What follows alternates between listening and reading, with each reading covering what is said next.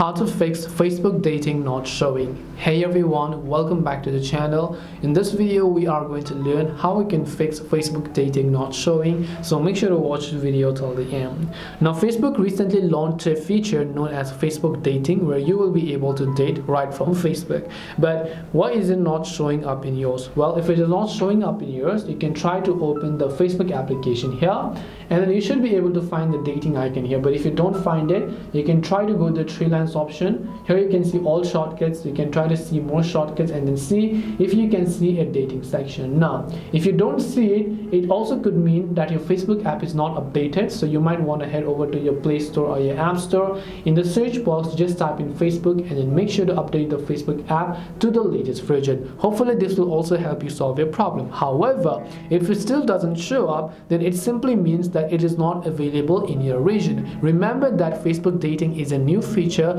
and Meta has not rolled this out to all of the regions across the world. That is why you might simply want to wait until this feature has been released in your region, and then you can go ahead and then get Facebook dating. Hope this video helped you. If you have got any questions, then feel free to leave them down. Thank you for watching and see you in the next video.